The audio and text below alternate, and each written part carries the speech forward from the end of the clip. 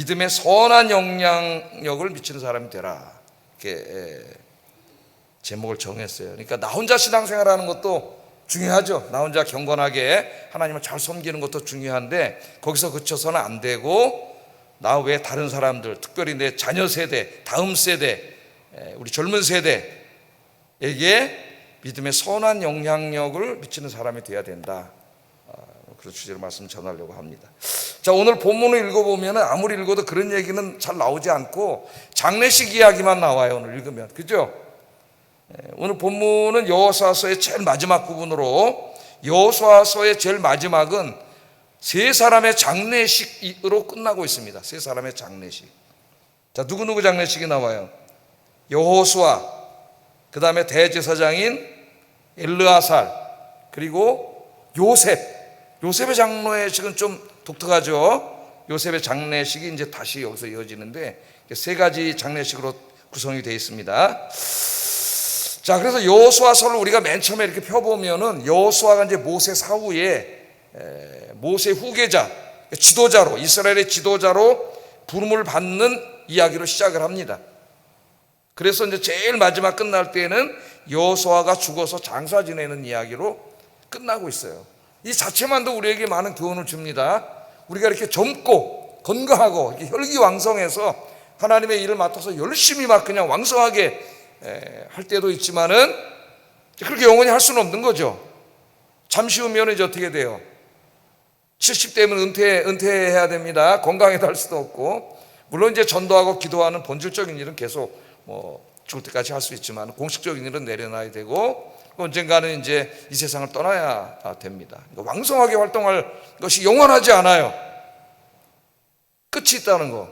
우리 인간은 무한한 존재가 아니고 유한한 존재라는 걸 우리가 말씀을 통해서 깨달을 수가 있습니다. 여러분, 이제 우리도 사랑하는 교우들이 먼저 하나님 품에 가면은 이제 우리 장례식에 참석을 하게 되죠. 저는 목사니까 이제 장례식을 얼마나 많이 했겠어요. 교구 목사 할 때 진짜 전국에 안 간 데가 없습니다. 교구 목사 할 때 이제 담임 목사님께서는 발인 예배만 하시기 때문에 교구에서 상이 나면 이제 그 담당 교구 목사 다 해요. 이제 저 지방, 하여튼 제가 섬기던 교회는 이 호남 쪽에 이제 성도들 많이 계셔가지고 하여튼 저 목포 유달산까지 다 가봤어요. 목포, 나주, 전주, 찍고, 광주 갔다가 하여튼 안 가본 데가 없어요, 거기. 근데 이상하게 또 경상도 쪽은 별로 없더라고. 대구가 제일 멀리 간 것이고, 대구가 하여튼 이쪽으로 굉장히 많이 갔어요. 장례식하러 이제 많이 간 경우가 있습니다.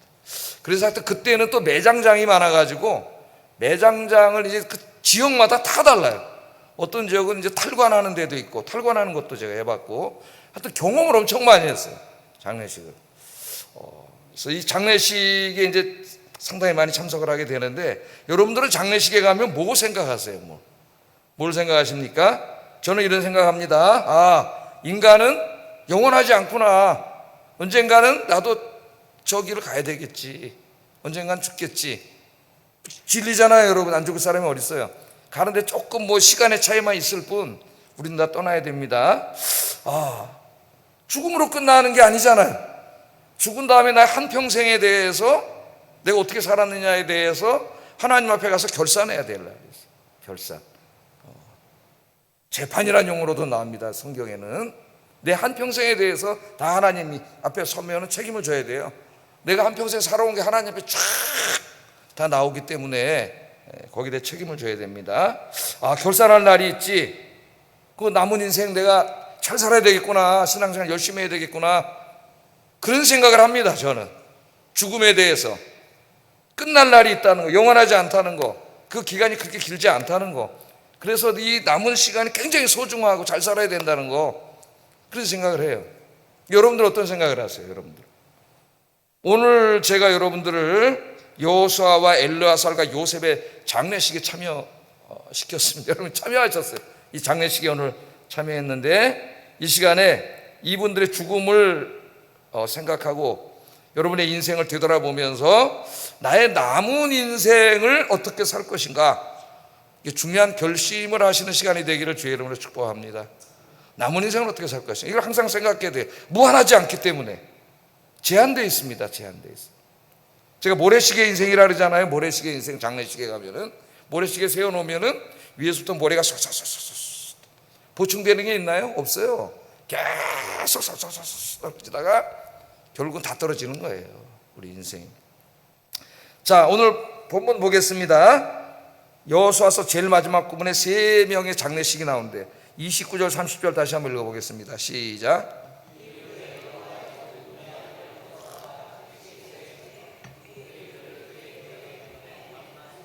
장사하였으니 딥나세라는 에브라임 산지 가스산 북쪽이었더라. 몇 세에 죽었어요, 여호수아는? 110세. 요새 우리나라의 그 김영석 교수님이신가? 연대 교수님 하셨던 분인데 지금 105세요? 105세. 이분이 여호수아 연세까지 살 수도 있겠다는 생각이 듭니다. 105세. 그럼 그렇게 살고 싶으십니까? 110세? 그 제가 110세까지 살면 어떻게 되나 봤더니 우리 운우가 80세가 되더라고요. 그건 안 되겠더라고 보니까. 그건 너무 슬플 것 같아요. 안 될 것 같아요. 예. 하여튼 110세까지 살고 장사한 이야기가 나옵니다. 그 다음에는 이제 대제사장 엘르아살의 장사가 나와요. 한번 읽어보겠습니다. 시작.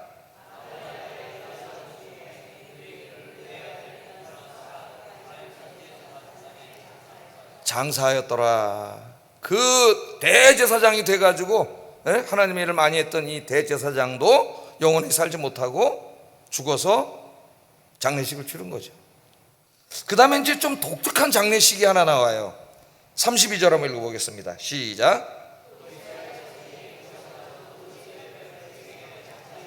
이것은 야곱이 100크시타를 주고 세겜의 아버지 하몰에게서 산 밭이라. 그것이 요셉 자손의 기업이 되었더라.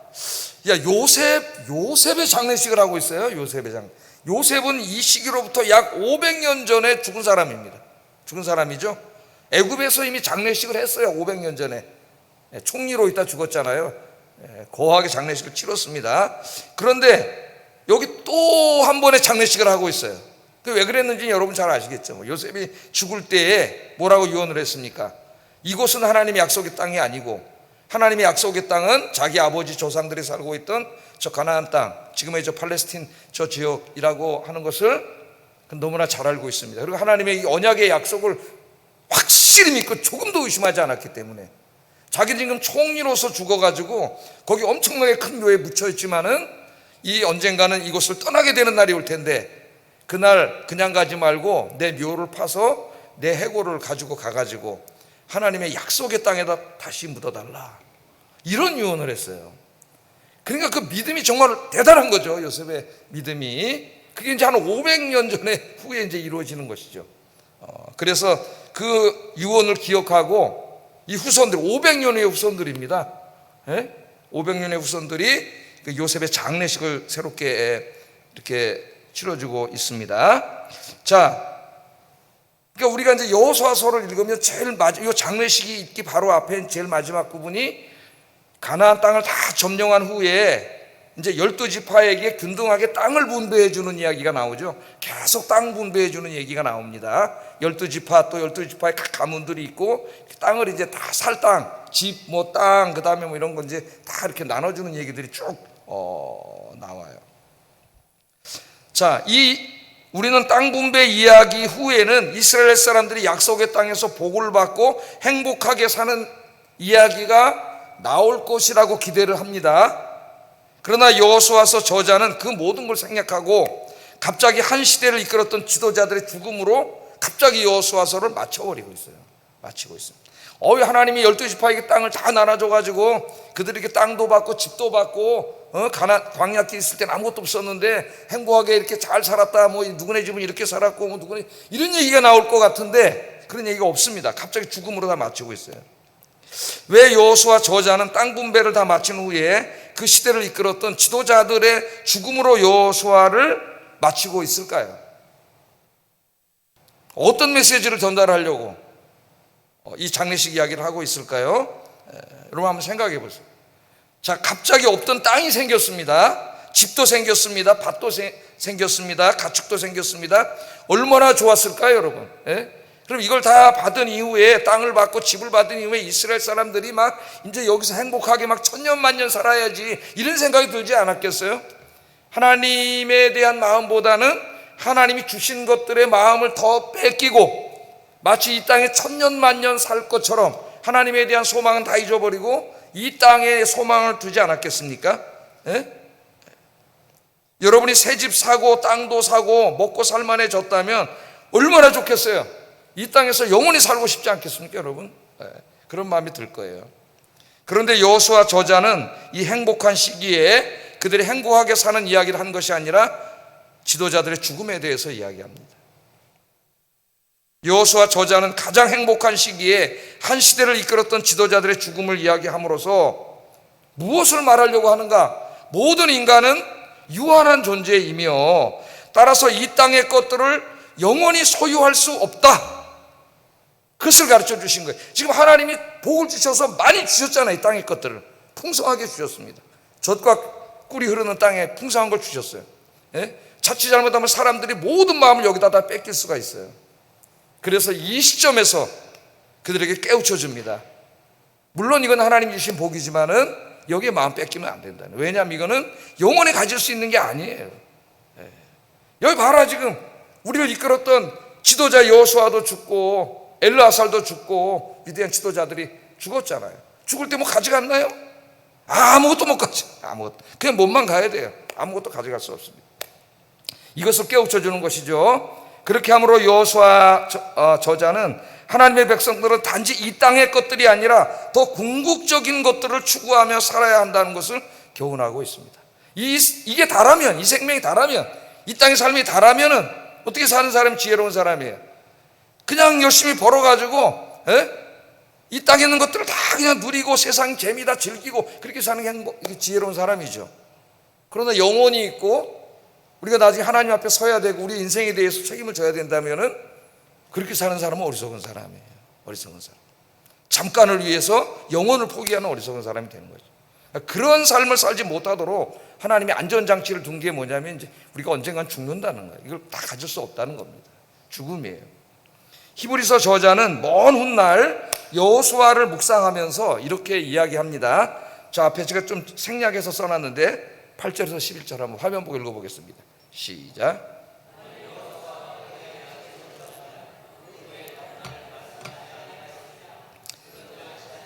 하나님의 백성에게 남아있도다. 그러므로 우리가 저 안식에 들어가기를 힘쓸지니 이는 누구든지 저 순종하지 아니하는 본에 빠지지 않게 하려 함이라. 아멘. 하나님이 이스라엘들의 광야에서 안식처가 없었어요. 그래서 이제 하나님이 가나안 땅을 주셨습니다. 그들에게 안식처를 주신 것이죠. 안식. 여러분도 집 하나 사면 뭐라 그래요? 기도할 때 하나님, 저희가 집이 없었는데 이렇게 안식처를 주셔서 감사합니다 그러잖아요. 예? 이 안식처를 주셨어요. 만일 여호수아가 그들에게 안식을 주었다면 그 후에 다른 날을 말씀하지 아니하였으리라. 그러니까 안식처는 맞는데 영원한 안식처가 아니에요. 가나안 땅이 임시 안식처예요. 임시 안식처. 그래서 히브리서 저자가 뭐라는 거예요? 그 가나안 땅의 안식처를 얻었지만은 더 영원한 안식처에 대해서 이야기했다는 거예요. 영원한 안식처. 거기 집도 주고 땅도 주고 다 줬는데 그건 임시적인 안식처예요. 하나님 주신 영원한 안식처를 바라봤다는 거예요. 영원한 안식처를. 그 영원한 안식처가 어디예요? 우리의 영원한 안식처 하나님의 나라죠. 천국이에요. 이 땅에서는 사실 완전한 안식이라는 건 없습니다. 돈 있고 집 있고 뭐 다 있어도 계속 불안하고 걱정되고 염려스럽고 이런 마음들이 우리 마음에 계속 있는 거예요. 우리가 영원한 안식을 누리려면 하나님 안에서만 안식을 누릴 수가 있어요. 하나님 안식 안에서만. 자, 그래서 이 히브리서 저자가 뭐라 그러냐면은 가나안 땅은 임시로 주신 안식처이고 영원한 안식처가 기다리고 있다는 거예요. 영원한 안식처가. 영원한 안식처. 하나님과 함께 영원히 안식할 곳을 하나님이 준비하고 계시기 때문에 성도들은 하나님 주신 임시 안식처에 온 마음을 뺏기면 안 되고 영원한 안식처를 바라보고 소망하며 살아야 된다, 그 말씀이죠. 여기 있는 말씀이. 이것을 깨닫기 하기 위해서 오늘 그들이 모든 복을 받아서 이 세상의 복을 받아서 너무 기뻐하고 있는 그때에 여호수아 저자는 죽음에 대해서 이야기하고 있습니다. 죽음에 대해서. 그래서 우리가 이 땅에 살아갈 동안 항상 우리 뭘 생각해야 돼요? 죽음에 대해서 생각을 해야 돼. 죽음. 내가 죽는다는 거. 내가 유한한 존재라고 하는 거 내 모래시계 모래가 점점 빠져나가고 있다는 것을 우리가 늘 생각해야 합니다. 그렇다고 또 뭐 저 프로이트처럼 죽음의 공포에 휩싸여가지고, 프로이트는 평생 동안 죽음의 공포에 휩싸여 살았다래요. 20세 때는 또 내가 20세도 못 넘기고 죽으면 어떡하나, 30세는 또 30대 못 넘기고 죽으면 어떡하나, 그렇게 하여튼 오랜 살았어요. 오랜 살았는데 계속 죽음에 대한 불안 속에 살았어요. 하나님 없다고 생각했던 그가 갈 곳이 어디 있겠습니까? 불안과 두려움밖에 없는 것이죠. 자, 여호수아는 이것을 깨닫기 위해서 이제 이 죽음을 이야기하는데, 우리 솔로몬도, 그 지혜로운 솔로몬도 우리에게 뭐라고 권고를 하고 있냐면, 잔치집에 가려 하기보다는 장례식, 초상집에 가기를 힘쓰라 그랬습니다. 초상집에 가는 것이 잔치집에 가는 것보다 나으니 모든 사람의 끝이 이와 같이 됨이라. 산자는 이것을 마음에 들지어다. 이게 2절이라고, 전도서 7장 2절만 저기 써있네. 전도서 7장 2절. 어디 가기를 힘쓰라고요? 잔치집에 가는 것보다 초상집에 가기를 힘쓰라, 그렇게 이야기하고 있습니다. 왜 하나님은 잔치집에 가는 것보다 초상집에 가는 게 낫다고 말씀하셨을까요, 여러분? 응? 여러분 어디 더 잘 가십니까? 잔치집에 잘 가십니까? 초상집에 잘 가십니까? 자, 잔치집에 가면 즐겁습니다. 음식도 풍부합니다. 노래도 있고 춤도 있습니다. 가까운 사람들끼리 모여서 담소를 나누고 즐거운 시간을 갖습니다. 그래서 사람들은 현실에서는 초상집보다는 잔치집 가는 걸 좋아해요. 그러나 잔치집에는 중요한 것이 없어요. 중요한 것이 뭐가 없느냐? 거기에는 우리의 삶을 되돌아보고 남은 삶을 바라보는 진지함이 없습니다. 웃음은 있지만 인생에 대한 깊은 반성이 없습니다. 잔치집은 그날 하루 우리에게 웃음과 즐거움은 주지만 인생에 대한 깊은 성찰은 주지 못한다는 거예요. 그렇다면 우리는 우리 인생의 근본적이고 본질적인 문제를 보기 위해서 어디로 가야 되느냐? 하나님은 솔로몬을 통해 초상집으로 가라 그래. 초상집으로 가라. 왜 초상집으로 가야 됩니까? 거기 우리 인생에 중요한 진리가 있어요. 그 진리가 뭐예요? 모든 사람은 반드시 죽는다는 거예요. 모든 사람은 반드시 죽는다. 우리가 죽음을 잊고 살다가 초상집에 갔을 때에 비로소 생각하지요. 그 사랑하는 사람의 영정 앞에서 인간은 영원할 수 없구나, 그걸 우리가 생각하게 됩니다. 사랑하는 사람이 죽는 것은 슬픔이요 고통입니다.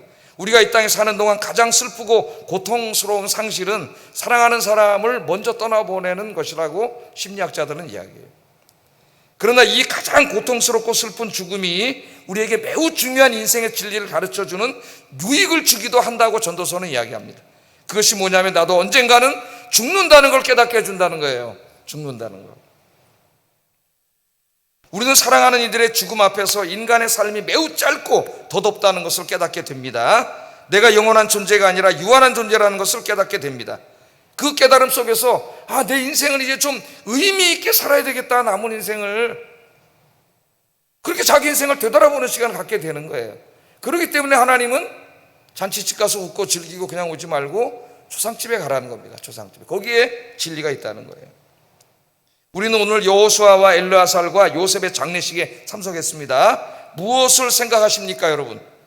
생각하고 싶지 않겠지만 내가 죽는다는 것에 대해서 생각해야 돼요. 죽는다는 거. 우리 인간은 애써 그거 잊어버리려고 합니다. 왜? 너무 무섭고 너무 두렵고 너무 불안하고. 제가 죽음에 대한 어떤 책을 읽어봤더니 인간이 왜 죽음을 이렇게 두려워하는가, 거기에 대해서 깊이 다루고 있더라고요. 죽음에 대해서. 한 사람은 예일대학의 그 무신론자 철학자, 무신론자의 죽음에 대한 생각을 한번 알아보려고 그 유명한 철학자인데 그 책을 한번 읽어본 적이 있어요. 무신론 철학자. 죽는 게 나쁜 것인가? 왜 우리가 죽는 걸 두려워하는가? 죽음이 뭔가? 여기 대해서 많이 생각을 했습니다. 자, 우리는 죽은 이후에 끝이 아니라는 걸 알고 있어요. 하나님 앞에 선다는 거 우리는 알고 있습니다. 우리는 이제 죽는 게 문제가 아니고 그리스도인은 죽어서 하나님 앞에 어떤 모습으로 서느냐가 중요한 거예요. 안 죽는 사람은 없어요. 그러나 모든 사람은 하나님 앞에 서야 돼요. 하나님 앞에 섰을 때 우리는 어떤 모습으로 서야 될 것인가? 오늘 우리가 이 세 사람의 장례식 말씀을 들으면서 다시 한번 내 삶을 되돌아보고 남은 인생을 깊이 한번 오늘 생각해보는 시간이 되기를 주의 이름으로 축복합니다. 남은 인생을 어떻게 살 것인가? 어떻게 살 것인가? 한번 이제까지 나는 어떤 인생을 살아왔는가 한번 되돌아봐야 돼요. 깨닫지 못하는 자는 우매무지한 자라고 하나님이 말씀했습니다. 우매무지한 자라고. 그러면 이제 한번 좀 살펴보겠습니다. 어떻게 살 것인가. 오늘 죽음 앞에서 나는 유한한 사람이고 언젠가는 죽어야 되는데 그것도 언제 죽을지 몰라요. 하나님이 올 때는 순서가 있지만 갈 때는 순서가 없습니다. 하나님 불러가시는 날 가는 거예요. 내가 안 갈라 그래도 내가 죽기 싫다고 안 죽는 것도 아니고 빨리 죽고 싶다고 빨리 죽는 것도 아니에요. 우리의 인생의 수명은 누구에게 달려 있어요? 하나님에게 달려 있어요. 하나님이 주신 수완이 있습니다. 제가 장례식가 뭐라고 기도해요? 하나님 000 집사님께서는 하나님이 주신 80 몇 년의 수완을 다하시고 하나님 품에 안겼습니다. 이렇게 기도를 하죠. 예? 하나님 주신 수완을 다하면 가는 거예요. 근데 그건 몰라. 아무도 몰라요, 우리는. 예? 그래서 우리가 이 남은 인생 더더군다나 우리는 모르기 때문에 하나님 언제 오라 그러실지 모르기 때문에 우리 인생을 진지하게 돌아보고 잘 살아야 된다. 하나님 앞에. 여호수아를 한번 보겠습니다. 여호수아 31절 한번 읽어보겠습니다. 시작.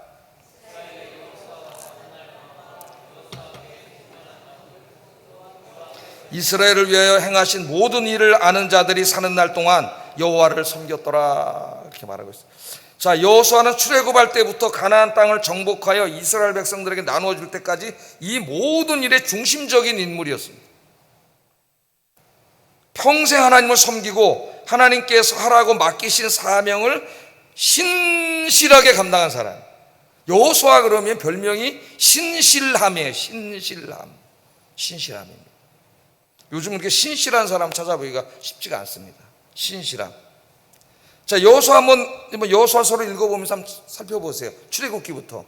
여호수아는 아말렉과의 전투에서는 군대 사령관으로 전투에 참여하여서 아말렉 군대를 쳐부수고 하나님의 백성을 지키는 일에 최선봉에 섰던 사람이 여호수아입니다. 그때는 장군이었어요.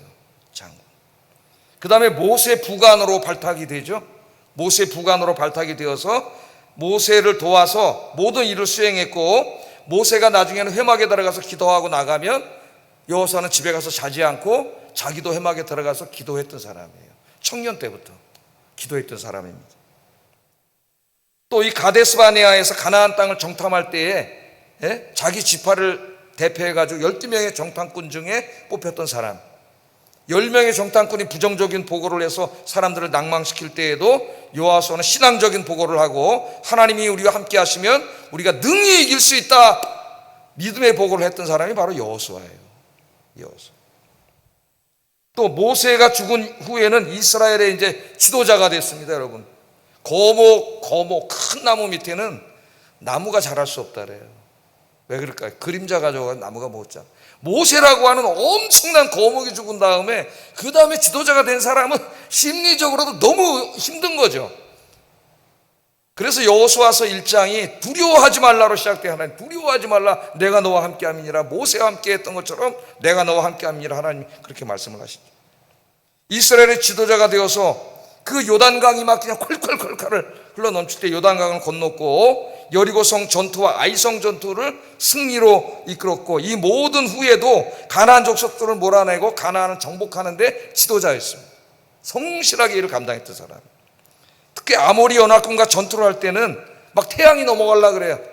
태양이 넘어가면 어떻게 되겠어요? 어두워지죠. 어두워지면은 여호수아와 이스라엘 군대는 거기 살던 사람들이 아니기 때문에 지형지물을 몰라요. 싸움에 불리해.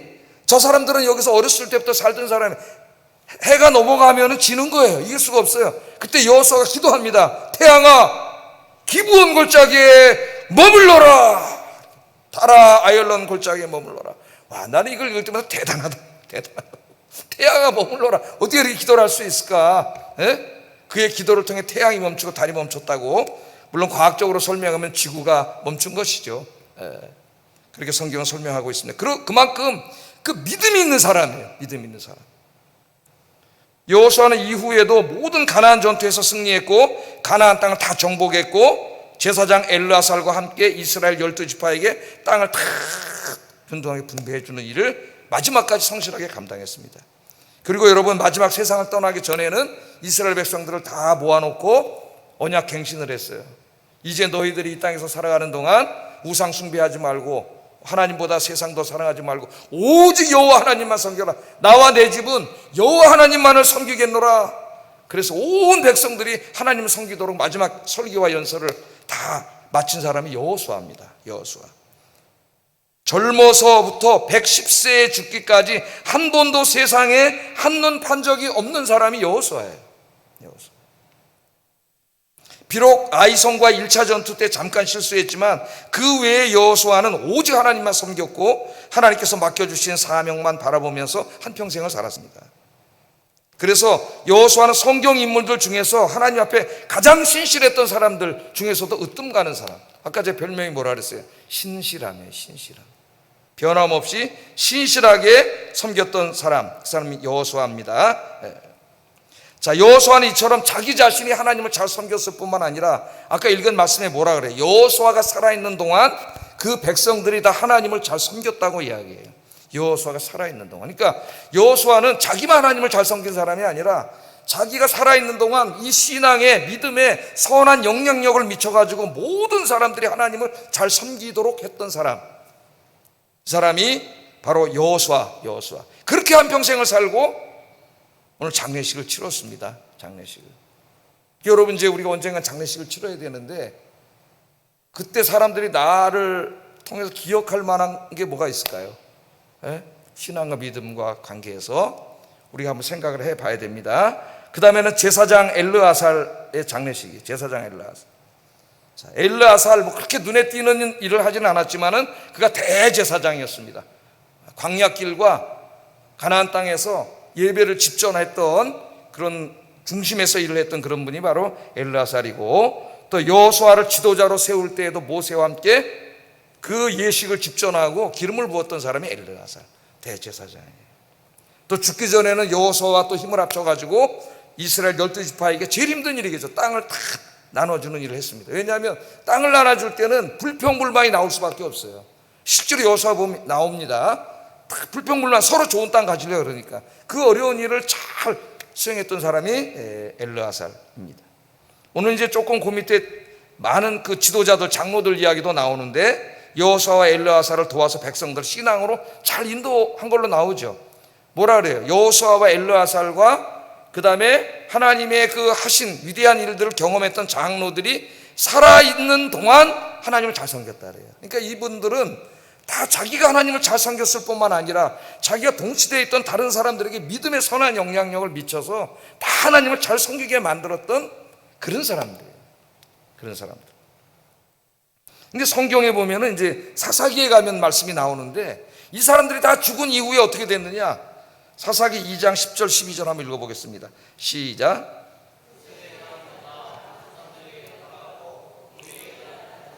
여호와를 알지 못하며 여호와께서 이스라엘을 위하여 행하신 일도 알지 못하였더라.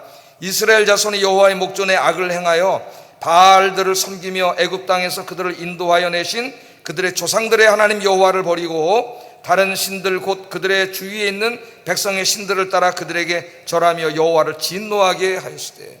이 믿음의 선한 영향력을 미치던 이 믿음의 조상들이라고 생각했어요. 여호수아, 그 장로들, 엘르아살, 이런 사람들이 다 죽은 이후에 하나님이 행하신 그 위대한 일, 막 태양을 멈추고 요단강을 가르고 홍해를 갈랐던 그 위대한 일을 경험하지 못했던 사람들 세대가 온 거죠. 그런데 그들은 믿음의 선한 영향력을 그 다음 세대에 미치지 못했어요.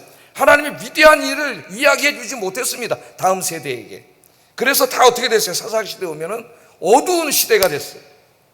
하나님의 말씀은 희귀해지고 모든 사람이 자기의 소견에 옳은 대로 사는 세대가, 살았던 세대가 사사기 세대, 어둠의 세대가 오고 말았습니다. 하나님이 우리에게 말씀하시는 거예요. 이런 일이 벌어져서는 절대로 안 된다. 이런 일이 벌어져서는 절대로 안 된다.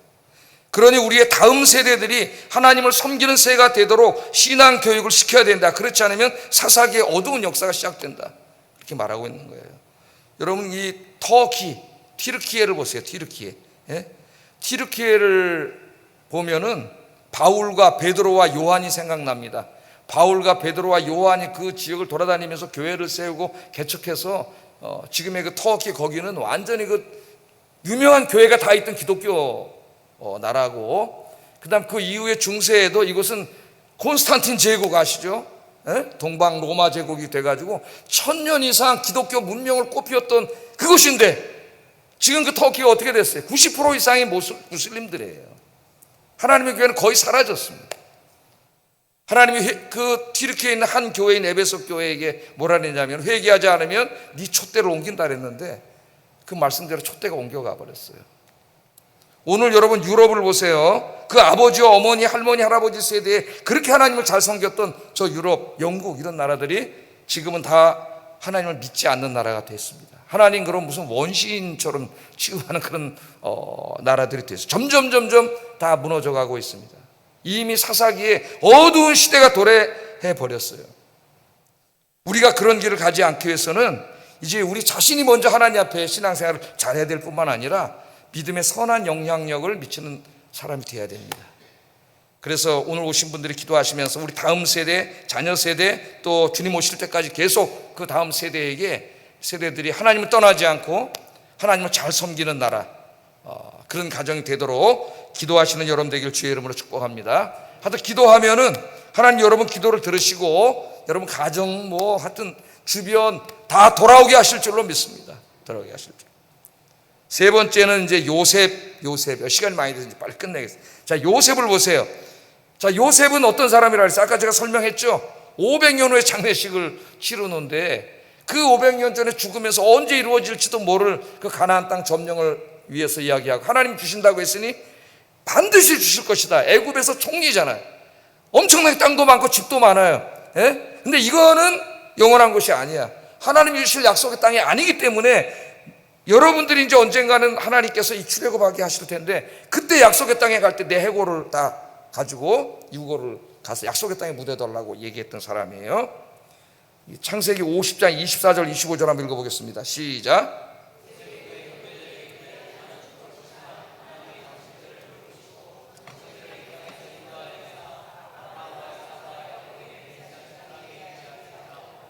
요셉이 또 이스라엘 자손에게 맹세시켜 이르기를 하나님이 반드시 당신들을 돌보시리니 당신들은 여기서 내 해골을 메고 올라가겠다 하라 하였더라. 하나님의 약속은 반드시 이루어진다. 여러분 성경은 다 뭐예요 이게? 테스트먼트, 뉴 테스트먼트, 올드 테스트먼트 뭐예요? 다 하나님의 약속이에요. 약속. 하나님의 약속은 어떻게 된다고요? 반드시 이루어진다. 반드시 이루어진다. 여러분 이게 믿음이에요. 성경 말씀대로 반드시 이루어진다. 반드시 이루어진다. 이 말씀을 믿고 자기 해골을 가지고 가서 약속의 땅에 장사 지내달라고 했습니다. 지금 그 요셉의 장례식을 치르고 있어요. 많은 사람들이 있습니다. 그 요셉의 장례식을 다시 500년 후에 치르면서 그들이 뭘 생각했을까요, 여러분? 500년 전에 죽었지만은 그는 500년 후에 그 후손들에게 엄청난 믿음의 영향력을 행사하고 있는 거죠. 영향력을 미치는 거예요. 아, 요셉과 같은 사람이 되겠구나. 하나님의 약속의 말씀을 붙들고 살아야 되겠구나. 그러지 않았겠어요? 여러분 오늘 이 예배에 참석한 여러분들이 여러분 자신이 먼저 하나님 앞에 바로 서서 하나님을 섬길 뿐만 아니라 우리 공동체 안에서 여러분 가정에서 믿음의 선한 영향력을 미치는 그런 신앙인들이 되시기를 주의 이름으로 축복합니다. 기도하겠습니다. 자, 오늘 말씀을 생각하면서 기도의 제목으로 삼겠습니다. 우리가 언젠가는 이 세상을 떠날 유한한 존재임을 기억하며 오늘 이 시간부터 무엇을 위해 어떻게 살 것인가를 깊이 생각하게 하소서. 나의 남은 인생 여호수아, 엘르아살, 요셉처럼 하나님을 더욱 진실하게 섬길 뿐만 아니라 믿음의 선한 영향력을 미치는 삶을 살게 하소서. 우리의 자녀 세대, 우리의 다음 세대가 하나님을 더욱 잘 섬기는 세대가 되게 하소서. 기도하겠습니다. 사랑과 은혜가 충만하신 아버지